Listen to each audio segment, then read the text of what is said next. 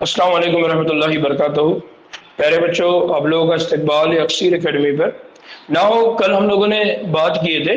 कल जो टॉपिक्स हमने देखा था उसमें आपको याद होगा कि हमने हमारा पहला सबक जो बाब नंबर 18 है जिस्मानी सयाल और उनका दौरान, बॉडी फ्लूइड एंड सर्कुलेशन, इसको स्टार्ट किया था।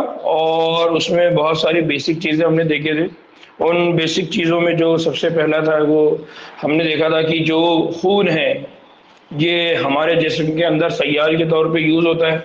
इसी तरह से पानी है जो कुछ जानदारों के अंदर सयाल का तौर पे यूज़ होता है, जो उनके जिस्म में न्यूट्रिएंट को यानी ग्लूकोज को, अमीनो एसिड्स को और ऑक्सीजन को पहुंचाने का काम करता है। और उनके जिस्म से जो नुकसानदा अज्जा है उनको निकालने में भी क्या करता है, मदद करता है। इसी तरह से जो मैमल्स है और स्पेशली जो इंसान है उनके जिस्म में कौन होता है, खून होता है। और साथ ही साथ कौन होता है, लिम्फ होता है। फिर हमने उसके बाद खून के अज्जा देखे थे। तो हमने कहा था कि जो खून की तारीफ हमने कहा था, तो कल भी मैंने कहा था कि इसको स्पेशलाइज कनेक्टिव टिश्यू कहते हैं, इसको मखसूस इत्तेसाली बाफ्ट कहते हैं, जिसके अंदर दो चीजें होती है, एक होता है प्लाज्मा और दूसरा क्या होता है, तश्कीली अनासिर, जिसको इंग्लिश में कहा जाता है फॉर्म एलिमेंट्स, या हम ये कहेंगे कि खून के जर्रात या खलिए होते हैं, उनकी बात हो रही है। फिर उसके बाद हमने प्लाज्मा देखा था। प्लाज्मा के अंदर हमने उसके अंदर जो अज्जा होते हैं उनको देखा था। उसके बाद हमने जो हमारे पास तश्कीली अनासिर है, जो ब्लड सेल है, उनको देखा था। उसके बाद हमने ब्लड सेल में आरबीसी देखा था, आरबीसी का स्ट्रक्चर कैसा होता है।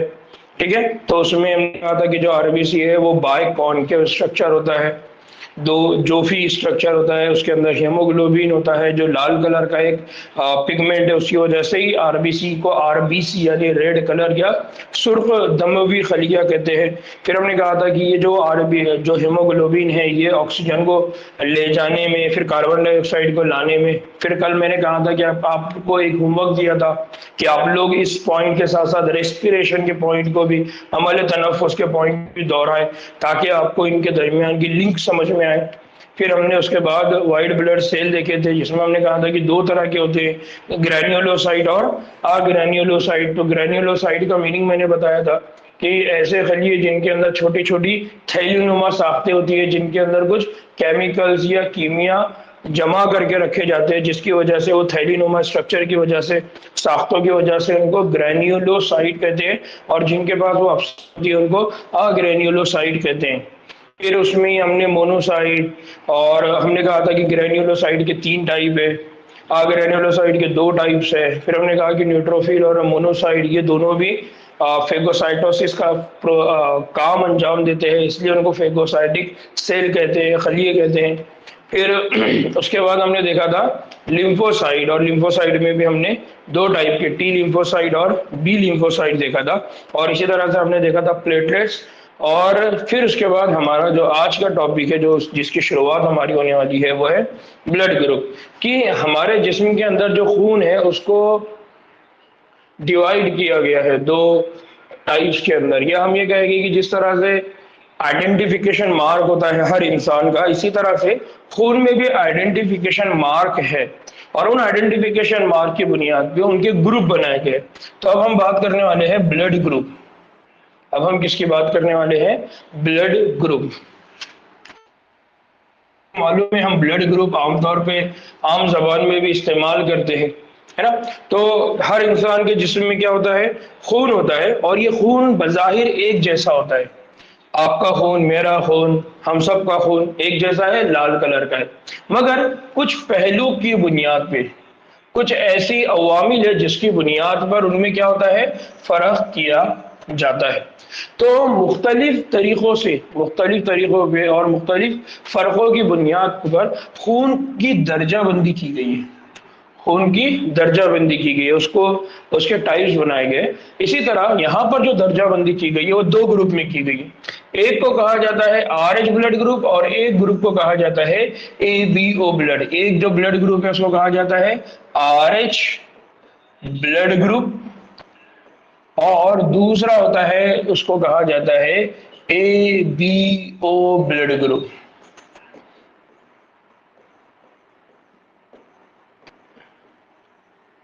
RH ब्लड ग्रुप, और दूसरा होता है जिसको क्या कहा जाता है, ABO ब्लड ग्रुप। नाउ बच्चों यहाँ पर सबसे पहले हम बात करेंगे कि ईबीओ ब्लड ग्रुप या ईबीओ दर्जाबंदी क्यों हुई या इसको बनाया किस मकसद के तहत किया था। ऐसी क्या चीज दिखी जिसके बना पर उसको एबीओ बोला गया। ना हो यहाँ पर सबसे पहले याद रखिए कि जो खून के खलिए है स्पेशली आरबीसी, खून के खलियों में भी किसकी बात हो रही है यहाँ पर, आरबीसी। तो फॉर एग्जांपल ये जो खून के खलिए हैं ये तीनों भी खून के खलिए कौन है, आरबीसी, रेड ब्लड कार्पसल्स दबे खलिए। तो ये जो खून के खलिए है आरबीसी है तो उनके अंदर एक स्पेशल टाइप का प्रोटीन होता है, उसको कहा जाता है एंटीजन। क्या कहा जाता है इसको, एंटीजन। तो इस एंटीजन की बिना पर इनको क्या किया गया, दो हिस्सों में डिवाइड किया गया। अब एंटीजन होता क्या है, एंटीजन की तारीफ क्या है।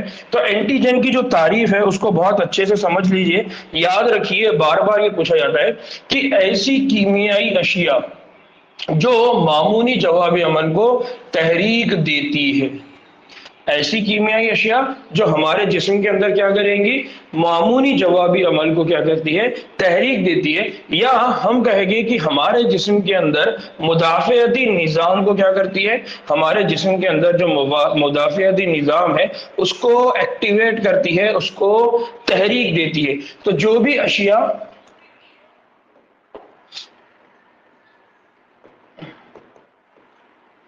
इस अशिया की खास बात क्या है, ये अशिया क्या होगा, कोई कीमियाई मादा होगा, कोई कीमियाई मॉलिक्यूल होगा, ठीक है।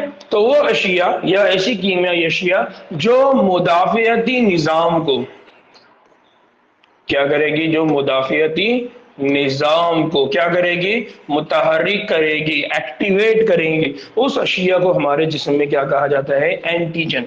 अब ये जो कीमियाई अशिया है, इस कीमियाई अशिया को हटाकर आप ये बोल सकते हैं कि कोई भी फॉरेन सब्सटेंस उसको भी एंटीजन बोला जाता है, कोई बैक्टीरिया है उसको भी एंटीजन बोला जाता है, कोई पैथोजन है उसको भी एंटीजन बोला जाता है। लेकिन दर्जाबंदी की बात जब की जाती है खून की, उस वक्त यहाँ पर जो एंटीजन होता है वो एंटीजन सिर्फ कौन होता है, एक कीमियाई अशिया होती है, वो कोई प्रोटीन हो सकता है, ठीक है, याद रखने हैं।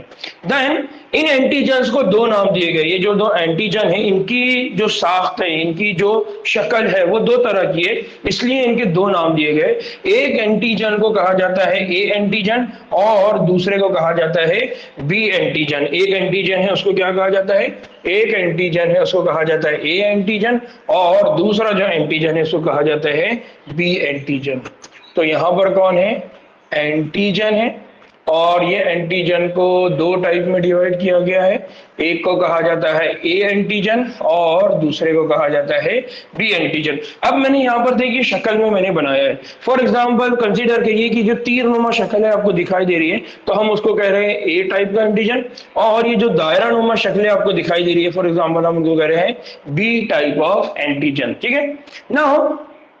जब खून के खलिए के अंदर, देखिए बात बहुत गौर से सुनिए, बात बहुत गौर से सुनिए, जो खलिया है खून का, उस खलिए के पास क्या है, उस खलिए के पास है एंटीजन। क्या होता है उस खलिए के पास, क्या होता है, एंटीजन, ठीक है। और इस एंटीजन का जो लोकेशन है वो कौन है, खलिया। अब हमने कहा कि खून के अंदर दो चीजें होती हैं, खून के अंदर दो चीजें क्या होती है, एक तो होते हैं खलिया, दूसरा होता है प्लाज्मा।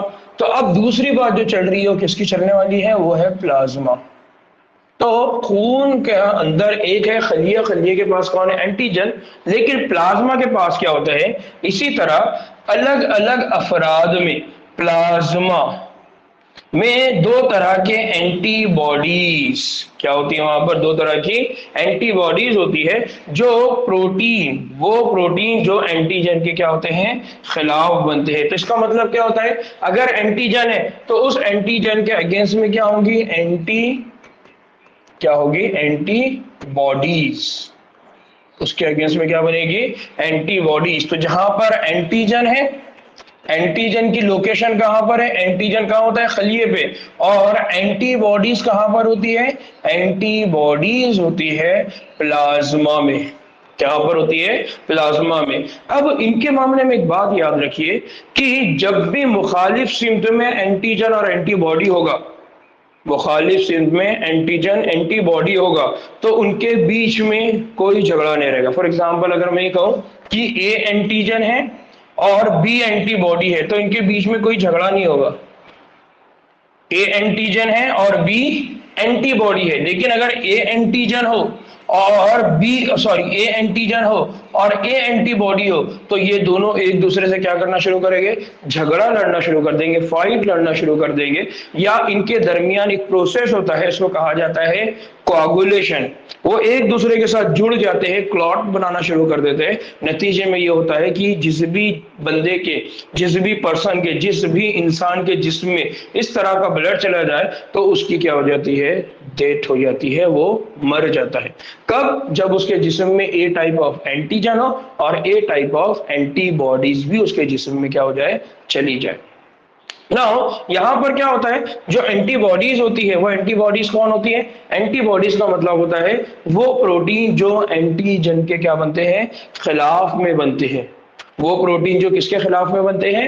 एंटीबॉडीज के खिलाफ में बनते हैं, उनको हम क्या कहते हैं? एंटीबॉडीज। तो पहली चीज कि एंटीजन क्या है? एंटीजन मतलब वो केमिकल या वो कीमियाई अशिया जो हमारे जिस्म में मुदाफियाती अमल को मुतहर्रिक करती है। यहां पर दिया हुआ है मामूली जवाब अमल को मुतहर्रिक करती है, ठीक है, उसको हम क्या कहते हैं? एंटीजन। फिर दूसरा लफ्ज कौन है? एंटीबॉडी। एंटीबॉडी मतलब वो प्रोटीन जो एंटीबॉडी के खिलाफ बनता है, उसको हम कहते हैं एंटीबॉडी।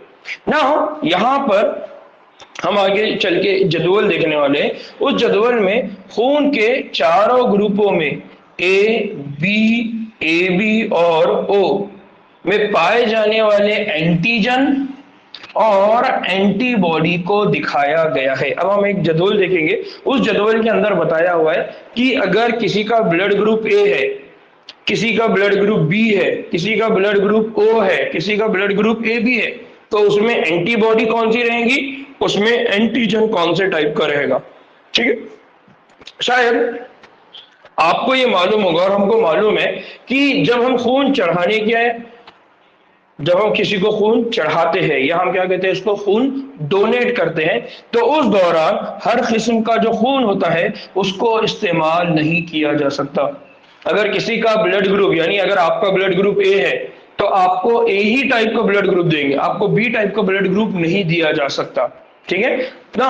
खून का अतिया देने वाले शख्स के खून का लेने वाले शख्स, यानी जो डोनर है और जो रिसीवर है, उन दोनों का जो खून है उसे अच्छी तरह मिलान या उसको कहेंगे मिलाप उनका किया जाता है, चेक किया जाता है, एनालाइज किया जाता है, ताकि आरबीसी तबाह ना हो जाए और कोई संगीन मसला ना पैदा हो जाए।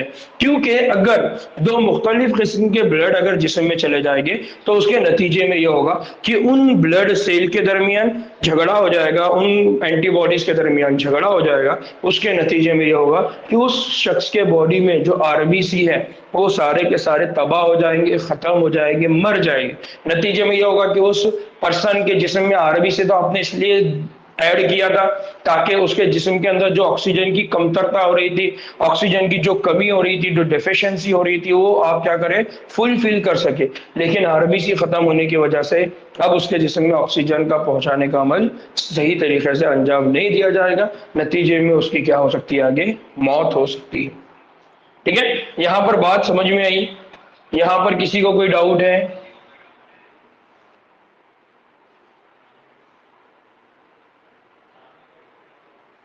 जी दानिश,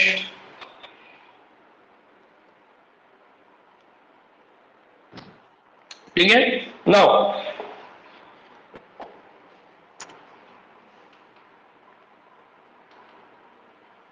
नाउ अगर आप जो मंदरजा जदवल है, इस जदवल की बात हो रही थी, हम पहले जदवल देखेंगे, बाद में ऊपर की बात करेंगे। अगर कंसीडर करिए एक मिसाल के तौर पर यहां पर जो जदवल दिया गया है, उस जदवल के हिसाब से अगर हम बात करें, किसी शख्स का ब्लड ग्रुप ए है तो उस शख्स के आरबीसी के ऊपर एंटीजन होगा, ठीक है, तो वो एंटीजन होगा। इसी तरह से उसका जो प्लाज्मा है, उस प्लाज्मा में क्या होगा, एंटीबॉडी होगा, ठीक है। और उस शख्स का खून देने वाला यानी जो डोनर है वो कौन होगा, यहां बात हो रही है। फॉर एग्जाम्पल किसी का ब्लड ग्रुप ए है तो उसके आरबीसी के ऊपर जो एंटीजन होंगे वो कौन से होंगे, ए टाइप के, और उसके बॉडी में जो प्लाज्मा होगा उसमें जो एंटीबॉडी होगी वो कौन सी होगी, एंटीबॉडी बी, जैसा मैं पहले कह रहा था। अब इस शख्स को ब्लड कौन दे सकता है, तो इस शख्स के पास क्या है, एंटीजन ए, और इसके पास एंटीबॉडी क्या है, बी। अब इस शख्स के जिस्म में फॉर एग्जांपल आप कंसीडर करिए कि आपने ए ब्लड ग्रुप ऐड किया, तो ए ब्लड ग्रुप ऐड करने के बाद ये जो डोनर रहेगा उसके पास भी क्या रहेगा, एंटीजन ए, और उसके पास भी क्या रहेगा, एंटीबॉडी बी। अब अगर ब्लड ग्रुप ओ की बात करें तो ब्लड ग्रुप ओ वो ब्लड ग्रुप है जिसके पास कोई भी एंटीजन नहीं होता। ब्लड ग्रुप ओ का मतलब क्या होता है, उसके पास किसी भी टाइप का एंटीजन नहीं होता। पहली चीज कि अगर किसी के पास एंटीजन ए है तो उसका ब्लड ग्रुप रहेगा ए, अगर किसी के पास एंटीजन बी है तो उसका ब्लड ग्रुप रहेगा बी, अगर किसी के पास एंटीजन ए और बी दोनों भी है तो उसका जो ब्लड ग्रुप रहेगा वो रहेगा ए बी, ठीक है। और अगर किसी के पास एंटीजन एब्सेंट है, दोनों भी एंटीजन नहीं है, तब उसका जो ब्लड ग्रुप रहेगा वो क्या रहेगा, ओ। कौन सा ब्लड ग्रुप रहेगा, ओ। इसका मतलब यह है कि इसके पास कोई एंटीजन नहीं है लेकिन इसके जिस्म में क्या रहेगी, एंटीबॉडीज। तो यहां पर याद रखना है कि ये जो पर्सन है इस पर्सन को आप ए ब्लड ग्रुप दे सकते हैं और ओ ब्लड दे सकते हैं। अगर हमने ये पर्सन को बी ब्लड ग्रुप दे दिया तो क्या होगा, इसके जिस्म के अंदर एंटीजन ए है और जब ब्लड ग्रुप बी वाला आएगा तो उसके जिस्म में क्या रहेंगी, एंटीबॉडी ए, जिसकी वजह से उन दोनों के बीच में झगड़ा हो जाएगा और आरबीसी क्या हो जाएंगे, मर जाएंगे, ठीक है। इसलिए कभी भी ब्लड ग्रुप ए को ब्लड ग्रुप ए ही दिया जाता है। किसी इंसान का ब्लड ग्रुप बी है तो उसको बी ही देंगे, या उसको बी देंगे या फिर उसको ओ दे सकते हैं, ठीक है ना। अगर किसी का ब्लड ग्रुप बी है तो उसके पास जो एंटीजन होगा वो कौन सा टाइप का होगा, बी टाइप का एंटीजन, और उसके प्लाज्मा में जो एंटीबॉडी होगी वो कौन सी होगी, ए टाइप की एंटीबॉडी होगी। और इस शख्स को जो ब्लड ग्रुप डोनर हो सकता है या वो जो खून देने वाला ग्रुप हो सकता है वो बी हो सकता है, और साथ ही साथ कौन हो सकता है, ओ हो सकता है। इसी तरह से अगर किसी का ब्लड ग्रुप ए बी हो तो उस ए बी वाले शख्स को आप ब्लड ग्रुप ए और सॉरी एंटीजन ए और एंटीजन बी ये दोनों भी उसके आरबीसी पे प्रेजेंट होंगे, लेकिन उसके पास क्या एब्सेंट होंगे, उसके पास प्लाज्मा में एंटीबॉडीज नहीं होंगे। अब जो ऐसा शख्स होगा उसको ब्लड ग्रुप ए बी, इसी तरह से ए बी और ओ भी दिया जा सकता है। उसका रीजन ये है कि उसके जिस्म के अंदर क्या नहीं है, एंटीबॉडीज नहीं है। एंटीबॉडीज नहीं है तो एंटीजन अगर आया भी तो उस एंटीजन के अगेंस्ट में अभी कोई फाइट होने वाली नहीं है, इसलिए इसको कोई भी ब्लड दिया जा सकता है। इसी तरह से जो ब्लड ग्रुप ओ है, इस ओ वाले के पास क्या मौजूद नहीं है, एंटीजन नहीं है, लेकिन इसके ब्लड ग्रुप में क्या रहेगा, इसके ब्लड में रहेगा एंटीबॉडी ए और इसके पास रहेगा एंटीबॉडी बी। और इस शख्स को आप क्या दे सकते हैं, इस शख्स को आप सिर्फ क्या दे सकते हैं, ओ ब्लड ग्रुप ही दे सकते हैं ना। इस जदवल से पहली तो दो बातें समझ में आई। पहली बात ये समझ में आई हमको कि अगर किसी का ब्लड ग्रुप ए बी और ओ हो तो उसके पास किस टाइप का एंटीजन होगा और किस टाइप का उसके पास एंटीबॉडी होगा, और उसको खून देने वाले का ग्रुप क्या होना चाहिए। दूसरी बात इसी जदवल से समझ में आ रही है, वो क्या है, वो ये बात है कि अगर हम ये पूरे चार्ट को देखें तो यहां पर भी ओ है, यहां पर भी ओ है, यहां पर भी ओ है, यहां पर भी ओ है। इसका मतलब क्या है कि जो ओ ग्रुप खून है किसी भी ब्लड ग्रुप वाले शख्स को क्या किया जाता है, चढ़ाया जा सकता है या क्या किया जाता है, डोनेट किया जा सकता है। इसलिए जो ब्लड ग्रुप ओ होता है, जो ब्लड ग्रुप ओ वाला फर्द होता है उसको हमागीर मुअतदी रद या यूनिवर्सल डोनर, क्या बोला जाता है इसको? यूनिवर्सल डोनर कहा जाता है या हमाजीर मुअतदी रद बोला जाता है। और इसी तरह से ब्लड ग्रुप ए बी, अगर कोई शख्स है और उसके पास ए बी ब्लड ग्रुप है, तो वो शख्स जो है वो किसी का भी खून उसको क्या किया जाता है? चढ़ाया जा सकता है। जैसा यहाँ पर है, ये ए बी वाला है तो उसको ए बी भी दे सकता है, ए वाला भी दे सकता है, बी वाला भी दे सकता है और ओ वाला भी दे सकता है। इसका मतलब ये किसी का भी खून क्या कर सकता है? रिसीव कर सकता है, वसूल कर सकता है। ठीक है, इसलिए इसको क्या बोला गया है? हमागीर वसूल कुनिंदा। इसको कहा जाता है यूनिवर्सल रेसिपिएंट। तो ये बात आपको याद रखना है कि यूनिवर्सल रेसिपिएंट क्यों बोलते हैं और यूनिवर्सल डोनर क्यों कहा जाता है। यहां पर किसी को कोई डाउट, कोई बात है ऐसा जो नहीं समझ आ रही है?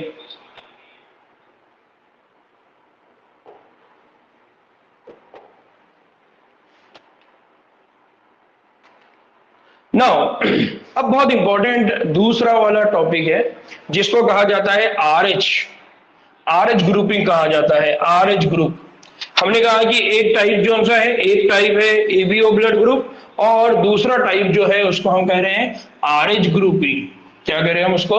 आर एच ग्रुपिंग ना। हमने क्या कहा? हमने कहा कि जो आरबीसी होता है उस आरबीसी के ऊपर अगर ए टाइप का एंटीजन हो तो वो ब्लड ग्रुप बन जाता है ब्लड ग्रुप ए। अगर उसके पास बी टाइप का एंटीजन हो तो वो बन जाता है ब्लड ग्रुप बी। अगर उसके पास दोनों भी एंटीजन हो तो वो बन जाता है ए बी। और अगर दोनों भी अब्सेंट हो तो वो बन जाता है ओ ब्लड, वो क्या बन जाता है? ओ। इसी तरह से आरबीसी जो सेल होता है, इस आरबीसी के ऊपर या सुर्ख खून के जर्रात के जर्रे के ऊपर एक और एंटीजन होता है। क्या होता है ये? एक और एंटीजन होता है। इस एंटीजन को कहा जाता है आर एच एंटीजन। क्या कहा जाता है इसको? R H antigen. ये जो आर एच है, ये आर एच जो लफ्ज है, ये आर एच बेसिकली क्या है? ये शॉर्ट फॉर्म है। ये शॉर्ट फॉर्म किसका है? ये शॉर्ट फॉर्म है रेसेस मंकी। किसका है ये? रेसेस, क्या बोला जाता है इसको? रेसेस बंदर। रियासिस बंदर, जिसको कहा जाता है रियासिस मंकी। तो इस रियासिस मंकी के पास एक एंटीजन है। इस रियासिस मंकी के पास क्या है? एंटीजन है। एक ऐसा कीमियाई अशिया है जो हमारे इंसानों के अंदर भी होता है। बात समझ में आ रही है? बात समझ में आ रही है? रियासिस बंदर के पास एक कीमियाई मॉलिक्यूल है, एक कीमियाई अशिया है जो उसके आरबीसी के ऊपर है और वो हमारे जो आरबीसी है उसके ऊपर भी उसी तरह का मौजूद है। इसलिए हम यहां पर क्या कहते हैं? अगर किसी के पास ये आर एच एंटीजन मौजूद है तो उसको हम कहते हैं आर एच पॉजिटिव। क्या कहते हैं हम उसको? R H positive. और अगर किसी के पास ये एब्सेंट है तो हम उसको कहते हैं आर एच निगेटिव। तो ये जो आर एच एंटीजन है, अगर ये आर एच एंटीजन मौजूद है तो आर एच पॉजिटिव, और अगर आर एच एंटीजन नहीं है तब उसको कहा जाएगा आर एच निगेटिव। बात समझ आई? क्लियर?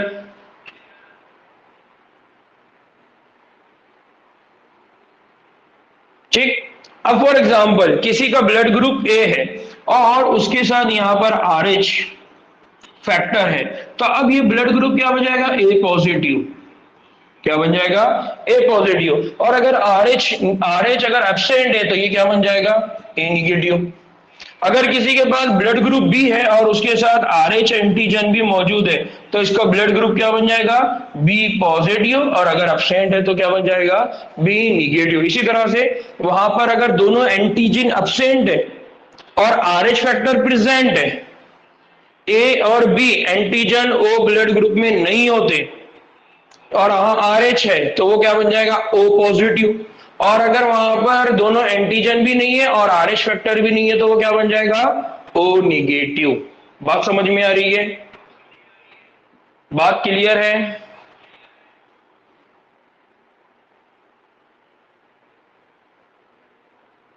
ठीक। नाउ तो हम यहाँ बात कर रहे हैं कि एक दूसरा जो फैक्टर है, एक दूसरा जो प्रोटीन है वो है RH फैक्टर या RH एंटीजन। अगर ये एंटीजन है तो वो क्या हो जाता है, RH पॉजिटिव, और अगर वो एब्सेंट है तो क्या हो जाता है, RH नेगेटिव ब्लड ग्रुप। तो यहां पर समझिए एक और एंटीजन है जिसे हम क्या कहते हैं, RH एंटीजन, जो कहां पर दिखाई देता है, रियसेस बंदर के RBC की सतह पर पाया जाता है। जिन अफराद के खून में एंटीजन पाया जाता है उन्हें RH पॉजिटिव, और जिनमें नहीं पाया जाता उन्हें क्या कहा जाता है, RH निगेटिव कहा जाता है। अगर एक RH निगेटिव, अगर कोई RH निगेटिव शख्स है, उसको RH पॉजिटिव खून चढ़ाया जाए तो उसके जिस्म में एंटीजन के खिलाफ एंटीबॉडीज बनती है। अगर हम किसी RH निगेटिव पर्सन के बॉडी में RH पॉजिटिव ब्लड अगर ऐड करते हैं तब उसके जिस्म में क्या बनेगा, एंटीबॉडीज बनती है। इसलिए खून चढ़ाने से पहले RH ग्रुप की भी जांच होनी चाहिए, ठीक है। इसलिए हम देखते हैं कि blood group A positive, A negative, B positive, B negative, O positive, O negative, A B, इस तरह से हम क्या करते हैं, पहले ही चेक करते हैं ताकि आगे चल के कोई भी संगीन मसला ना हो, ठीक है। यहां पर समझ में आया ना। बच्चों इस RH फैक्टर का एक बहुत जबरदस्त एग्जाम्पल है, और ये हमारे माशरे में, हमारी सोसाइटी में इस तरह के मसाइल जब होते हैं तो हम बहुत घबरा जाते हैं। एक तो उसका वजह यह होता है कि हमको नॉलेज नहीं होता, दूसरा यह होता है कि हम उसको समझ नहीं पाते कि ये हो क्या रहा है, ठीक है। तो उसका बेहतरीन एग्जाम्पल क्या है, उसका बेहतरीन एग्जाम्पल ये है कि हमारे पास एक एग्जाम्पल है, और वो क्या है, जब RH निगेटिव हामिला औरत के रहम में पलने वाले बच्चे का खून RH पॉजिटिव हो, क्या है, ये मदर है और मदर के पास क्या है, RH निगेटिव ब्लड, और ये बेबी है, ये बच्चा है, इसका जो ब्लड ग्रुप है वो क्या है, RH पॉजिटिव। बात समझ में आ रही है, सब लोग हैं मेरे साथ जी, ठीक है। ये बहुत इंपॉर्टेंट है इसलिए बोल रहा हूं। जब कभी RH निगेटिव हामिला कोई औरत हो और उसके जिस्म में, उसके पेट में पलने वाला कोई बच्चा हो और उसका ब्लड ग्रुप RH पॉजिटिव हो जाए, तब क्या होता है, बच्चे के एंटीजन, बच्चे के जो एंटीजन है मां के RH निगेटिव खून से मुतासिर नहीं होते। मां के पेट में बच्चा है लेकिन अभी उन दोनों के खून के अंदर कोई भी झगड़ा नहीं हुआ। उसका रीजन क्या है, क्योंकि दोनों का जो खून है वो प्लासेंटा, किसके थ्रू, प्लासेंटा, प्लासेंटा के जरिए वो क्या होता है, अलहदा हुआ होता है। यानी आपने देखा होगा कि माँ और बच्चे के जब बेबी बाहर आ जाता है, जब बच्चा माँ के जिस्म से बाहर आता है तो एक कॉर्ड होती है जिसको हम नाल बोलते हैं, उसको क्या किया जाता है, कट किया जाता है। तो इसी तरह का जिस्म में जब तक माँ के पेट में बच्चा होता है तो उसको जो गिजा पहुंचाई जाती है वो अम्बिलिकल कॉर्ड के जरिए पहुंचाई जाती है। उस अम्बिलिकल कॉर्ड का जो आखिरी हिस्सा होता है जहां से बच्चा जुड़ा हुआ होता है, वो जो दीवार होती है, वो जो जॉइंट होता है, वहां एक बैरियर होता है, वहां एक रुकावट होती है, वो होती है प्लासेंटा। ये प्लासेंटा क्या करती है, बच्चे के खून को और माँ के खून को एक दूसरे से क्या करके रखती है, सेपरेट करके रखती है, अलग करके रखती है, दूर रखती है। इसलिए ना माँ के और ना बच्चे के ब्लड में कोई झगड़ा होता है। पर ऐसा मुमकिन है, क्या मुमकिन है कि पहले बच्चे के पैदा होने के दौरान मां के खून का बच्चे के RH पॉजिटिव खून के साथ सामना हो। ऐसा पॉसिबल है, क्यों, क्योंकि जब वो बच्चा बेबी बाहर आएगा तो उसकी अम्बिलिकल कॉर्ड को, वो जो नाल है उसको कट करेंगे, नाल को कट करके उस नाल को क्या किया जाता है, मां के जिस्म में दोबारा रख दिया जाता है। तो हो सकता है कि मां के जिस्म में जो नाल रखी गई उस नाल के यहां पर क्या हो जाए, खून लगा हुआ हो। ये खून किसका हो, बच्चे का, और ये जो खून है, ये जो खून होगा इसके पास क्या होगा, RH पॉजिटिव, यानी इसके पास क्या होगा, इसके पास होगा एंटीजन। इस तरह से क्या होगा, ये जो एंटीजन है ये एंटीजन अब किसके जिस्म में चला गया, माँ के जिस्म में। तो क्या होगा, माँ के खून में एंटीबॉडीज क्या होना शुरू हो जाएंगी, बनना शुरू हो जाएगी। वो बेबी तो चला गया फर्स्ट वाला, अब माँ के जिस्म में क्या बन गई, एंटीबॉडीज बनना शुरू हो जाएगी। और अब जो परेशानी होगी, अब जो मसला होगा वो किसके लिए होगा, अब वो मसला होगा अगले हमले में, यानी जो दूसरा बेबी रहेगा, जो दूसरा बच्चा रहेगा, उसके लिए ये प्रॉब्लमेटिक हो सकता है, उसके लिए नुकसानदा हो सकता है। क्यों, अगर और अब अगले हमल में बच्चे के खून के अंदर ये एंटीबॉडीज दाखिल होकर उसके आरबीसी को क्या कर दे, तबाह कर सकती है। लेकिन ये कब पॉसिबल है, ये उस वक्त पॉसिबल है कि जो दूसरा बेबी है वो भी क्या हो, RH पॉजिटिव। अगर दूसरा बेबी RH निगेटिव रहेगा तो कोई नुकसान नहीं है, लेकिन अगर दूसरा बेबी, दूसरा बच्चा, उसका भी ब्लड अगर RH पॉजिटिव हो, तब ये एंटीबॉडीज उस एंटीजन के अगेंस्ट में जाके फाइट लड़ना शुरू करेंगी, झगड़ा लड़ना शुरू करेंगी। और नतीजे में ये होगा कि वो जो बेबी है, वो जो बच्चा है, वो एंटीबॉडीज क्या करेगी, ये एंटीबॉडीज या तो बच्चे को क्या कर सकती है, मार सकती है, या फिर उस बच्चे के अंदर क्या डेवलप हो जाएगा, एनीमिया, या उस बच्चे के अंदर क्या डेवलप हो सकता है, यरखान, जॉन्डिस। हम अक्सर इस तरह से सुनते हैं कि माँ के पेट में बच्चे को पीला हो गया, पेट में पीला उतर गया, या इस तरह की बहुत सारी बातें हम सुनते हैं कि उसको सांस लेना नहीं आ रही थी इसलिए उस बच्चे की डेथ हो गई। तो ये हम उस वक्त सुनते हैं जब हमारे पास कोई डॉक्टर मौजूद हो और उसको इस बात का अंदाजा ना हो, या वो इस बात को समझ ही नहीं सका कि ये जो बच्चे की डेथ हो रही है दूसरे बच्चे की स्पेशली, तो उसके बहुत सारे रीजन में से, बहुत सारी वजह में से एक वजह ये भी हो सकती है। तो अक्सर छोटे मकामात पे इस तरह की टेस्टिंग वगैरह पॉसिबल नहीं होती या नहीं की जाती, नतीजे में इस तरह के केसेस हमको देखने को मिलते हैं। जो बड़े मकामात है, मेट्रो सिटीज है, वहां पर इस तरह के जब डिलीवरी वगैरह का टाइम होता है तो डॉक्टर इस तरह के बहुत सारे टेस्ट करवाते हैं। तो हमको लगता है कि यार ये डॉक्टर हमको लूट रहा है। एक तो डॉक्टर लूटने वाले भी होते हैं, लेकिन दूसरे वो डॉक्टर्स भी होते हैं जो पहले से इस तरह की जांच पड़ताल करके रिस्क फैक्टर को क्या कर देते हैं, कम कर देते हैं। ठीक है, तो ये जो केस हो रहा है, इस केस में क्या हो गया कि अब अगर उस बच्चे के अगेंस्ट में एंटीबॉडी बनेगी तो अब जो दूसरा बेबी रहेगा उसके पास अगर दोबारा RH पॉजिटिव ब्लड ग्रुप आएगा, इसका मतलब उसके पास दोबारा एंटीजन होंगे, वो एंटीबॉडी उस एंटीजन के साथ क्या करना शुरू करेंगे, झगड़ा लड़ना शुरू करेंगे, फाइट लड़ेंगे, उनके दरमियान में इनकम्पैटिबिलिटी होगी। ये जो लफ्ज है ना जो मैंने बोला है, इसको याद रखिए, इसको क्या बोला जाता है, इनकम्पैटिबिलिटी। इस इनकम्पैटिबिलिटी का मतलब क्या होता है, इस इनकम्पैटिबिलिटी का मतलब होता है, वो होता है अदम मिलान। क्या बोला जाता है उसको, अदमे मिलान। अदमे मिलान यानी इनकम्पैटिबिलिटी, वो दोनों भी एक दूसरे के लिए कंपैटिबल नहीं है। यानी हम ऐसा कह सकते हैं कि आपका कोई दोस्त है, उस दोस्त से आपकी बहुत जमती है, तो इसका मतलब है आपका उसके दरमियान जो मिलान है, जो समझ है, जो अंडरस्टैंडिंग है, वो अच्छी है। लेकिन आपका कोई दोस्त है जिसके साथ आपकी बिल्कुल नहीं जमती, नहीं समझ में आता कि यार इसको मैं कितना भी बोलूं साला समझता नहीं है, तो आपके दरमियान बेसिकली क्या कंडीशन है, इनकम्पैटिबिलिटी, अदम मिलान है। आप जो बोलना चाह रहे हैं वो नहीं समझता, वो जो बोलना चाह रहे हैं आप नहीं समझते। तो इस तरह की जो कंडीशन होती है उसको क्या बोला जाता है, इनकम्पैटिबिलिटी। तो एग्जाम में आपको incompatibility of RH factor, RBC, इस तरह के सवाल पूछे जा सकते हैं। तो हमने पहले ही कहा कि हमारे पास जो पेपर होता है वो बायलिंगुअल लैंग्वेज होता है, 2 लैंग्वेज होती है। तो अगर आपको कहीं उर्दू नहीं समझ में आ रही तो आप इंग्लिश में देखिए, इंग्लिश के वर्ड में आपको दिक्कत जा रही है तो आप उर्दू वाले सवाल पे आइए। तो 2 चीजों को आपको क्या होगी, हेल्प होंगी, उस वक्त ये वर्ड आपने याद रखना है ना। अब अगर इस तरह से हो जाए कि RBC तबाह होना शुरू हो जाए, या एनीमिया कंडीशन आ जाए, या जॉन्डिस आना शुरू हो जाए, तब इस सूरत में इसको कहा जाता है इरिथ्रोब्लास्टोसिस फ्यूटालिस। क्या कहा जाता है इसको,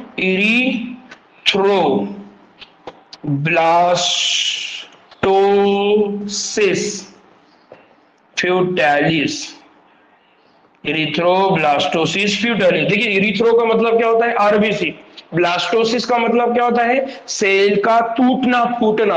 और फीटालिस मतलब बच्चा, बेबी, जो माँ के पेट में अभी क्या हो रहा है? पल रहा है, फीटस, उसके जिस्म के अंदर जो आरबीसी है वो तबाह बर्बाद हो रहा है, तब इस कंडीशन को कहा जाता है इरिथ्रोब्लास्टोसिस फ्यूटालिस। ठीक है। अब इस सब से बचने के लिए बच्चे की पैदाइश के फौरन बाद माँ को एंटीबॉडीज दी जाती है। क्या दी जाती है? एंटीबॉडीज। अब यहाँ पर तर्जुम, यहाँ जब लिखा गया तो इसमें थोड़ी गड़बड़ हो गई। याद रखिए क्या दिया जाता है माँ को? एंटीबॉडीज।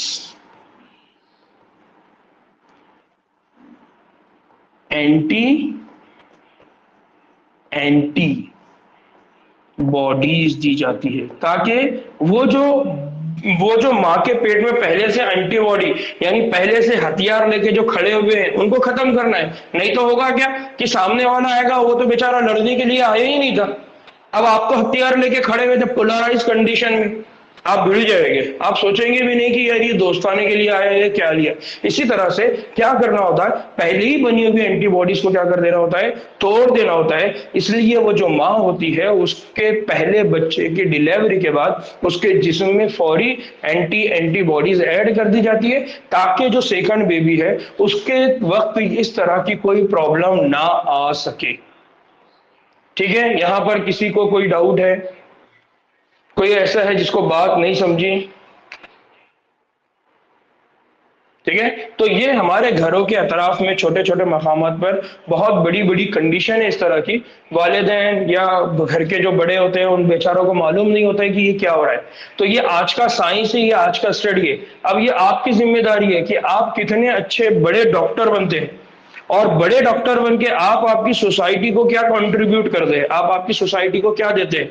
एहसान, एहसान जब हम बोलते हैं ना एहसान, तो इस्लाम ने जब एहसान की डेफिनेशन बोला है ना, तो ये बोला है कि आप जब नमाज के लिए खड़े हो तो आप इस तरह से खड़े हो जैसा आप अल्लाह ताला को देख रहे हैं। अगर ये भी नहीं आता तो आप इस तरह से रहे कि आपको अल्लाह ताला देख रहा है। इसको कहा गया एहसान। तो एहसान की जो कंडीशन है, उन एहसान की कंडीशन में ये भी एक बहुत बड़ा एहसान है कि आप स्टडी करें और अपनी सोसाइटी को और इंसानों के लिए और हुकूक, मतलब ये कि अल्लाह के बंदों के हुकूक अदा करे। तो उसमें ये बहुत बड़ा है। मैं बार बार इस पे इसलिए जोर दे रहा हूं कि ये एक ऐसी कंडीशन है जो आज भी लाखों लोगों को नहीं मालूम। ठीक है ना। इसके बाद और भी बहुत अहम टॉपिक है जिसको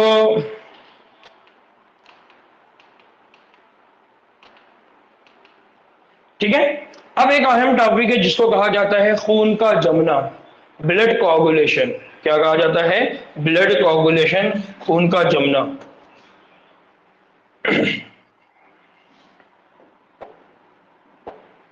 क्या कहा जाता है?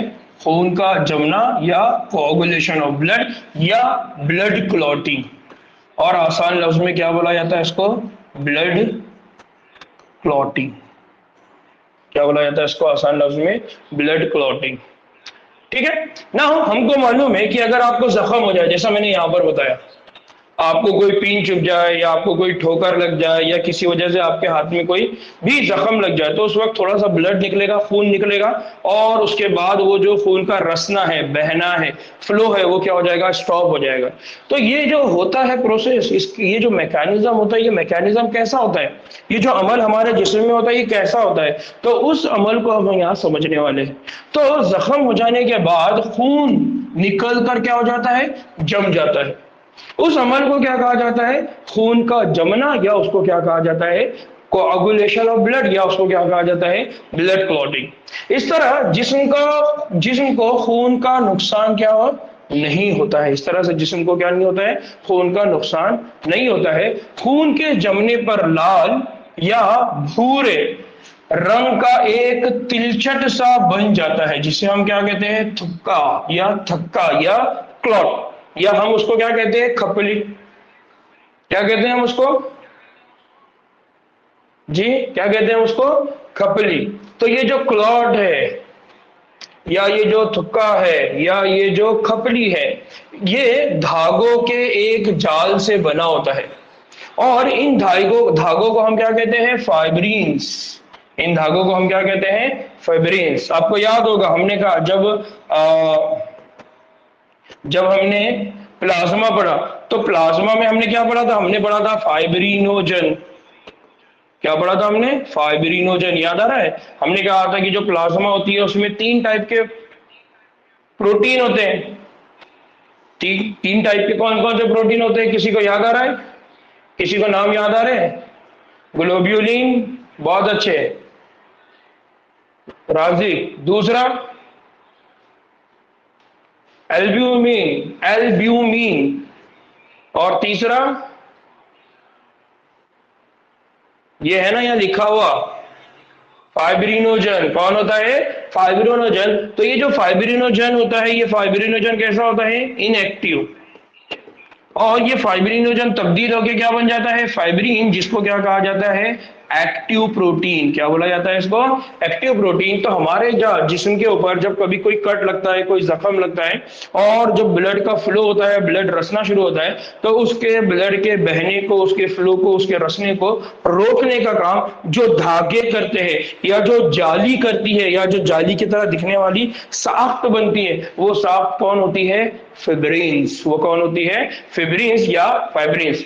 नाउ ये जो फाइब्रिन्स है, ये जो नेटवर्क बनाता है, फॉर एग्जांपल आपकी ये उंगली है, यहां पर कट लग गया, अब ये फाइब्रिन इस तरह से वहां क्या बना देगा? जाल।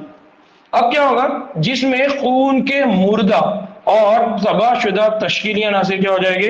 फंस जाएंगे। तो इस जगह पे आगे क्या हो जाएंगे? बहुत सारे जो मुर्दा खून की खलियात है वो क्या हो जाएंगे? फंस जाएंगे। और फंसने की वजह से वो क्या बना देंगे वहां पर? क्लॉट। वो क्या बना देंगे वहां पर? क्लॉट। तो फाइब्रिन्स प्लाज्मा में थ्रोम्बिन एंजाइम।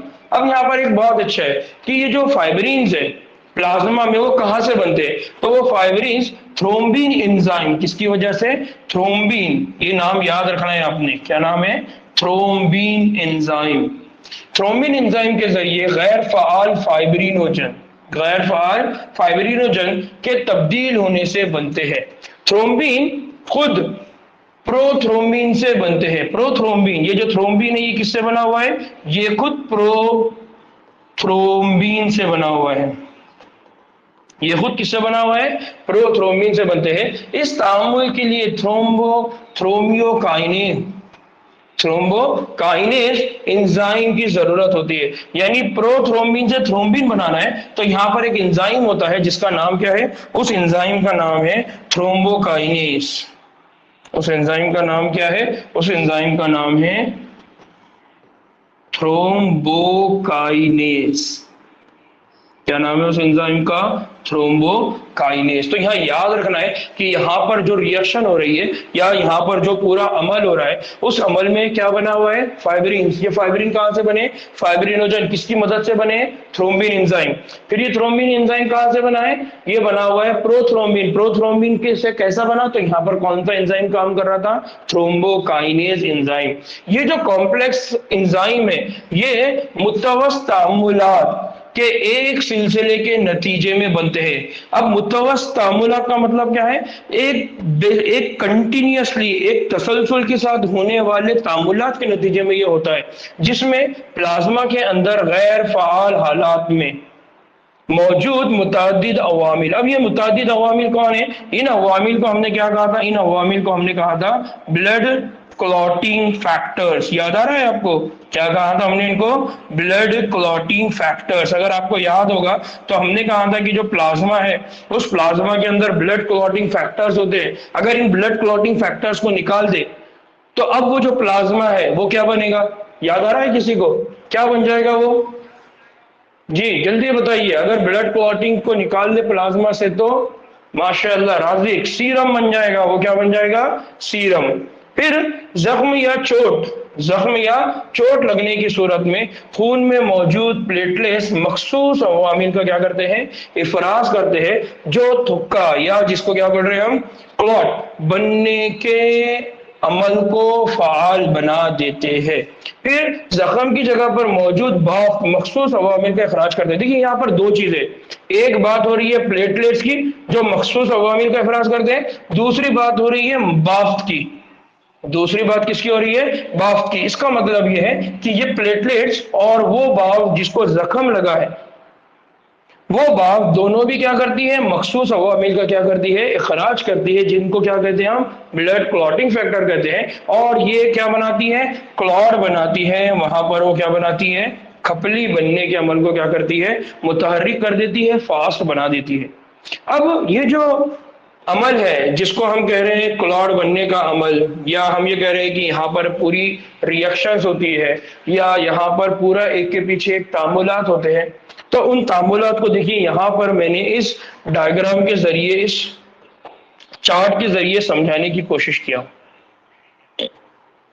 कि यहां पर दो तरह है, एक है एक्सट्रिंसिक पाथवे, एक है इंट्रिंसिक पाथवे। अब ये एक्सट्रिंसिक इंट्रिंसिक क्या है, तो बाहर से और अंदर से। अब यहां पर दो चीजें, एक है प्लेटलेट्स, कौन है, प्लेटलेट्स। दूसरा कौन है, दूसरा है बाफ्त यानी टिश्यू। एक है बाफ्त और दूसरा कौन है, प्लेटलेट्स। ठीक है, तो अब ये प्लेटलेट्स क्या करेंगे, ये क्या करेंगे, जो प्रोथ्रोम्बिन है उस प्रोथ्रोम्बिन से क्या बनाएंगे, थ्रोम्बिन, जैसा कि यहां पर हमने पढ़ा।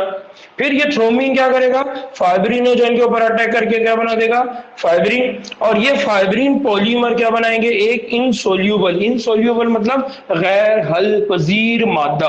और वो गैर हल पजीर मादा हमारे जिस्म का क्या कहलाता है, खपली कहलाता है, जो खून के रसने को, खून के बहने को क्या कर देता है, पूरी तरह से रोक देता है। ठीक है, यहां पर किसी को कोई डाउट है, कोई बात ऐसी है जो नहीं समझ में आई, तो ये बहुत अहम है, इसको आपने अच्छे से पढ़ना है, यहां से एग्जाम में सवाल किए जाते हैं ना। हो इसमें एक आखिरी बात वो ये है कि जो क्लॉट है, ये जो खून का जमना है या जो क्लॉट है, इस बनने के जो अमल है उसमें कैल्शियम आयन, कौन, कैल्शियम आयन का बहुत अहम किरदार होता है। इसका मतलब यह है कि कैल्शियम हमारे जिस्म में बहुत सारे कामों में से एक जो और अहम काम अंजाम देती है, वो है हमारे जिस्म के अंदर खपली बनाने का अमल, या हमारे जिस्म के अंदर ब्लड क्लॉटिंग का अमल, या हमारे जिस्म में अंदर कोआगुलेशन ऑफ ब्लड या खून के जमाने का अमल भी है। किसी को कोई डाउट है, यहाँ पर कोई ऐसी बात है जो नहीं समझ में आई? अक्सा, फातिमा, सबा, सालेहा, महक, इब्तिसाम, फातिमा जी, निकात, जीनत, ऐमन,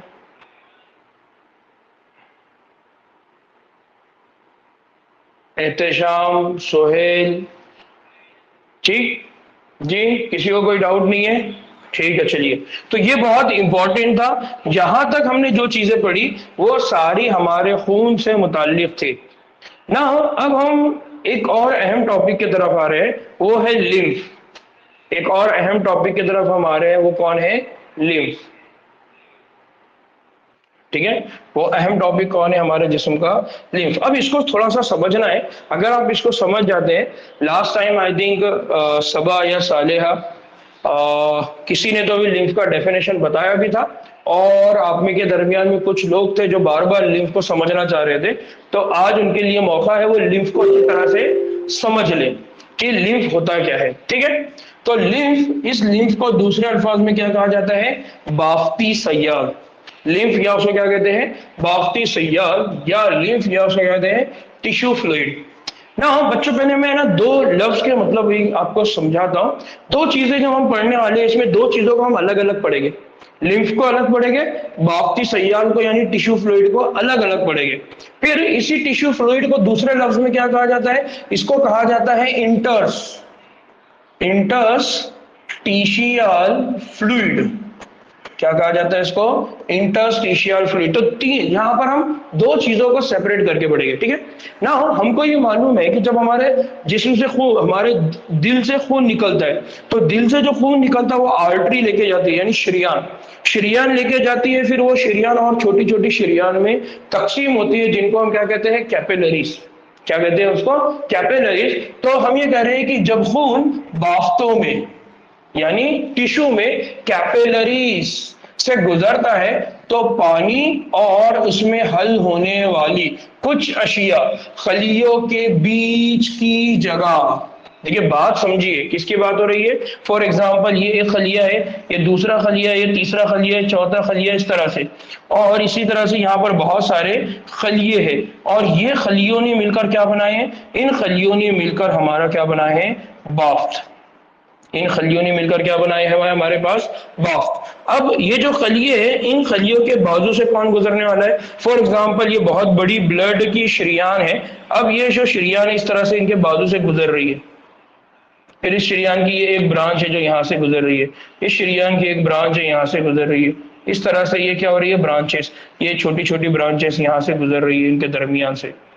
अब ये जो कैपिलरीज है ये हर खलिए तक नहीं जा सकती, तो फिर क्या होगा, यहाँ पर होगा ये कि ये जो कैपिलरीज है और ये जो खलिया है, तो कैपिलरीज के अंदर जो भी मॉलिक्यूल है, यानी कौन कौन है, कैपिलरीज के अंदर है पानी, और कैपिलरी के अंदर है ग़िज़ाई अजनास। ये क्या करेंगे, ये यहां से निकल के कहां पर जाएंगे, खलियों के अंदर चले जाएंगे। ठीक है, तो खलियों के अंदर जब जाना है उनको, तो ये जो सेल के बीच का स्पेस है, सेल के बीच की जो जगह है, ये जगह है, इस जगह के दरमियान में वो चले जाएंगे। तो खलियों के बीच बीच में जो स्पेस है, इस स्पेस को क्या कहा जाता है, इसको कहा जाता है इंटर। इंटर का मतलब क्या होता है, बिटवीन, बीच में। इंटरटिशियल, इंटरटिशियल स्पेस, क्या कहते हैं उसको, इंटरटिशियल स्पेस, यानी खलियों के बीच की जगह। क्या कहते हैं उसको, खलियों के बीच की जगह। तो वहां पर वो सारे कौन हो जाए, दाखिल हो जाते हैं। लेकिन बड़े प्रोटीन और ज्यादातर तश्कीली अनासिर सब खून की नालियों में क्या हो जाते हैं, रह जाते हैं। तो ये जो यहाँ पर क्या होगा, ये ब्लड है, ये ब्लड के अंदर बड़े बड़े खून के खलिए हैं, और इसी तरह से बड़े बड़े प्रोटीन्स हैं। तो ये बड़े बड़े प्रोटीन इस नाली को क्रॉस नहीं कर सकते, सिर्फ ये छोटे छोटे मॉलिक्यूल ये पास हो जाएंगे। तो अब ये जो छोटे छोटे मॉलिक्यूल है और ये जो पानी है, ये मिलकर क्या बनाएगा, ये दोनों को कहा जाएगा यहाँ पर इंटरस्टिशियल। क्या बोला जाएगा इसको, इंटरस्टिशियल फ्लूइड, या इसको क्या कहा जाएगा, इंटरस्टिशियल फ्लूइड, या उसको कहा जाएगा इंटरस्टिशियल सैयाल। इंटरस्टिशियल फ्लूइड या क्या कहलाएगा वो, इंटरस्टिशियल सैयाल। तो एक तो चीज है इंटरस्टिशियल फ्लूइड, और उसी को क्या कहा जाता है, टिश्यू फ्लूइड। टिश्यू फ्लूइड मतलब ये कि बाफ्तों के अंदर मौजूद सैयाल, बाफ्तों के अंदर मौजूद फ्लूइड, उसको कहा जाता है टिश्यू फ्लूइड। बात क्लियर, बात क्लियर हुई, बात क्लियर है बच्चों, ठीक है। तो बाफ्तों के बीच में जो होगा वो क्या कहलाएगा, इंटरस्टिशियल फ्लूइड ना। अब उसके बाद एक और चीज याद रखिए, ये जो होता है इसमें मादनियात की तकसीम ऐसे ही होती है जैसे कि प्लाज्मा में, यानी ये जो फ्लूइड है इंटरस्टिशियल फ्लूइड, ये ऐसा ही है जैसे प्लाज्मा। हमने प्लाज्मा में पढ़ा ना, प्लाज्मा में क्या होता है, ग्लूकोज, अमीनो एसिड, वहां पर पानी होता है, वहां पर भी प्रोटीन होता है ना, इस तरह की सारी चीजें। लेकिन इस इंटरस्टिशियल फ्लूइड में क्या नहीं होंगे, इस इंटरस्टिशियल फ्लूइड में जो प्रोटीन है वो नहीं होते हैं। मग़ज़ियात और गैसों का तबादला जो कि खून और खलियों के दरमियान इसी सैयाल के जरिए होता है, ये बहुत अहम है कि ये जो सैयाल है ये किसके दरमियान तबादले का काम कर रहा है, खून और खलिए। किसके दरमियान कर रहा है, खून और खलिए। ये जो बहुत बड़ा कंसेप्ट है, हम इसको है ना बहुत छोटी लेवल पे जाके समझना है। खून हमारे जिस्म के उजू तक आता है, फिर उजू से, उजू के अंदर टिश्यू तक आएगा। अब टिश्यू से उसको कहा जाना है एक एक खलिए तक। तो एक एक खलिए तक आपके पास ब्लड वेसल तो नहीं जा सकती, इसलिए क्या होगा, उनके बीच में जो जो स्पेस होगा वहां पर आप छोड़ देंगे, जिसको जितनी जरूरत होगी वो उतना ले लेगा। तो वो जो इंटरस्टिशियल स्पेस है वहां पर उसको छोड़ा जाता है। इसलिए हम ये कह रहे हैं कि ये जो इंटरस्टिशियल फ्लूइड है ये खून और खलियों के बीच में एक्सचेंज का काम करेगा। नाउ यहां तक क्या हो गया, यहां तक हमने बात की टिश्यू फ्लूइड की। अब उसके आगे जब हम बात करेंगे तो उसके आगे हम बात करने वाले हैं लिम्फ।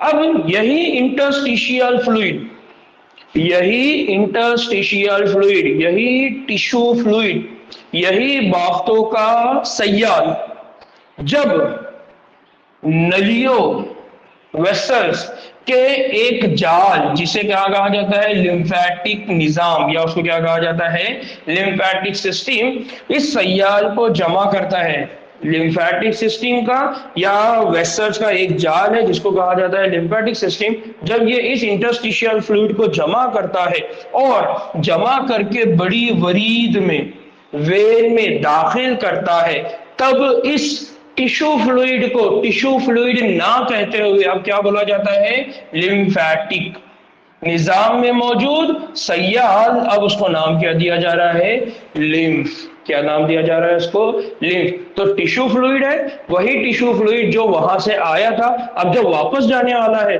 तो उसको ले जाने का काम कौन करेगा, लिम्फेटिक सिस्टम, इसलिए उसका नाम क्या बन गया, लिम्फ। अब इसमें एक्स्ट्रा चीजें क्या होती है, यानी बाफ्ती सैयाल और लिम्फ में क्या फर्क है, जो बड़ा फर्क है इसको आप समझ लीजिए। क्या है कि लिम्फ बाफ्त के सैयाल के जैसा है, फर्क इतना है, डिफरेंस सिर्फ इतना है कि इसमें मगजियात और गैसें नहीं होती। क्या क्या नहीं होती है, जो लिम्फ होता है उस लिम्फ में ना तो कोई मगजियात होंगे, ना कोई ग़िज़ाई अनासिर होंगे, और ना गैसें होगी। लिम्फ एक बेरंग सैयाल होता है। लिम्फ कौन सा सैयाल होगा, बेरंग सैयाल होगा, जिसमें खास तरह के लिम्फोसाइट्स, देखिए अब उसमें क्या होता है, तो जो लिम्फ होता है उस लिम्फ में कौन होते हैं, उस लिम्फ में होते हैं लिम्फोसाइट। हमने पढ़ा हुआ है दो टाइप के लिम्फोसाइट, एक होता है टी लिम्फोसाइट और दूसरा कौन होता है, बी लिम्फोसाइट। तो जो लिम्फ होता है उस लिम्फ में कौन होते हैं, लिम्फोसाइट होते हैं, जो कि हमारे जिस्म के मामूनी जवाब अमल, यानी हमारे मुदाफ़ियती निज़ाम, किसमें काम करते हैं, मुदाफ़ियती निज़ाम। कहाँ काम करते हैं, मुदाफ़ियती निज़ाम में काम करते हैं। लिम्फ मगजियात और हार्मोन्स वगैरह की भी नकलो हमल करता है। देखिए आप पहले क्या बोला उन्होंने कि मगजियात और गैसेस उसमें मौजूद नहीं होती, अब वो दूसरा लफ्ज क्या बोल रहे हैं कि लिम्फ क्या करता है, मगजियात और हार्मोन्स वगैरह की क्या करता है, नकलो हमल करता है। तो अब जब उसमें कोई मगजियात या कोई गैस नहीं रहेगी तो वो नकलो हमल कैसे अंजाम देगा। तो बस बात इतनी समझ लीजिए कि जो लिम्फ होता है उस लिम्फ के अंदर कुछ अमाउंट में कुछ ग़िज़ाई अजनास बच जाते हैं, और लेकिन ये हार्मोन्स को ले जाने का काम तो अहम करता है। इसलिए एग्जाम में अगर ये पूछा जाए तो याद रखिए कि जो लिम्फेटिक सिस्टम है वो कुछ हार्मोन्स को एक जगह से दूसरी जगह ले जाने में क्या करता है, मदद करता है। फिर यहाँ पर एक और बहुत ही अहम चीज है, इसको याद रखिए, बहुत अहम है बच्चों, एग्जाम में अक्सर पूछा जाता है।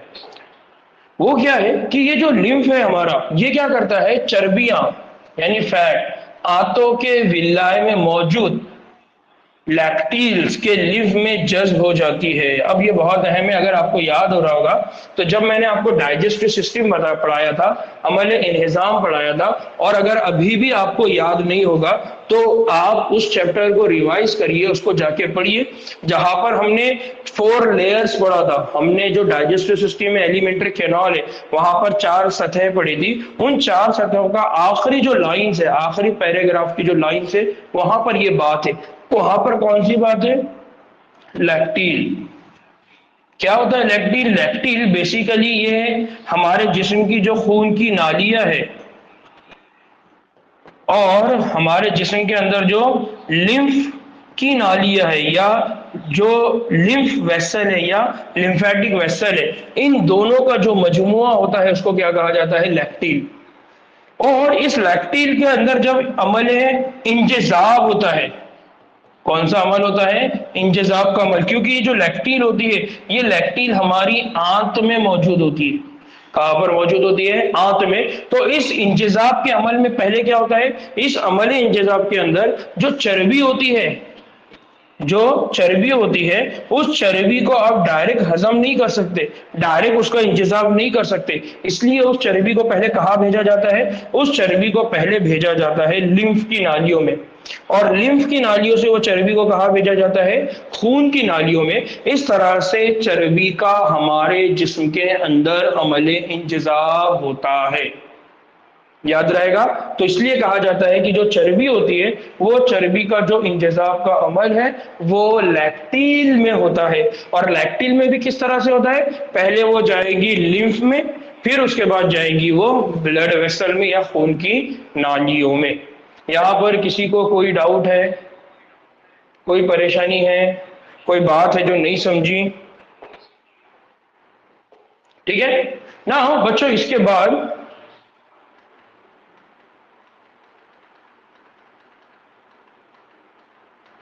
जी, इसके बाद जो है वो है सर्कुलेटरी पाथवे, दौरान खून के रास्ते। तो अब हमारे पास अजान होने के चांसेस है, अजान होगी तो 1 घंटा भी हो चुका हमारा तकरीबन। तो हम क्या करते हैं, ये जो नया टॉपिक है दौरान खून के रास्ते, इसको हम नमाज के बाद स्टार्ट करेंगे 7:20 या 7:25 तक इंशाल्लाह हम हमारा लेक्चर स्टार्ट कर लेंगे। ठीक है, किसी को कोई डाउट है? ठीक, आप भी नमाज पढ़ लीजिए, खास दुआओं में याद रखिए, दुआओं में याद रखिए कि अल्लाह ताला अक्सीर एकेडमी को और बुलंदियों पर पहुंचाए। ठीक, चलिए, अस्सलाम वालेकुम रहमतुल्लाहि बरकातहू।